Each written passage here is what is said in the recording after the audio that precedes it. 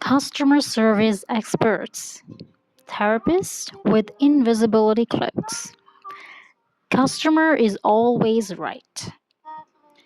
Generally, as people, I suppose we all know how hard it is to accept this concept.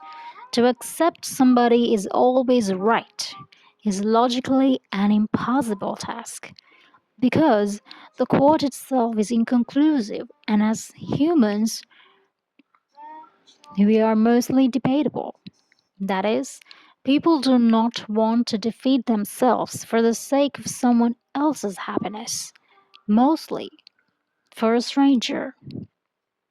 Most would, but still concede the least.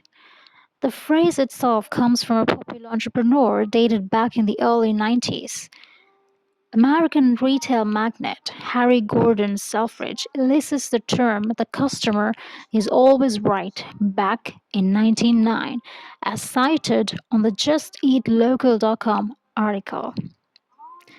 Everything wrong with the customer's always right article. The same phrase every foundation course to graduate degree in hospitality, SOPs, and company training programs teaches its candidates up to date. Failure to do so once they graduate has experienced professionals working in the industry.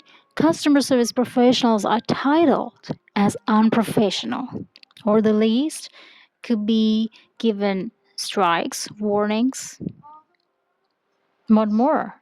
This is also the same phrase where customers themselves take it for granted. Well trained customer service professionals are patient, kind, and empathetic. These professionals remain calm in the most wildest of situations. This reminds me of these heroes without capes in the hospitality industries, in the airline industries, and every frontline staff in whichever industry that you can imagine right now. I have seen people as customers being rude to them, ungrateful for their smiles, and being abusive of their patience. Customers pay for a product or service, of course. They do expect the same value for what they pay. But if things go wrong, they vent it on the frontline staff. Hence, could they not be therapists with invisibility cloaks?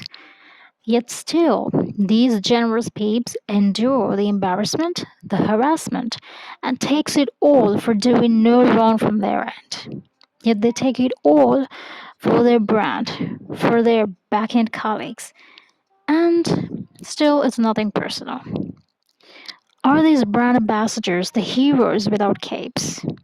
Certainly they are. Do they deserve more appreciation? Yes. Do they deserve more recognition and gratitude in terms of monetary and non monetary values? Yes. Do customers need to be respectful towards these professionals? Of course, yes. You are listening to one of the professional episodes of ManishaMotivates podcast.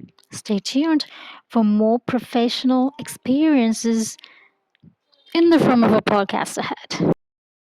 Thank you so much.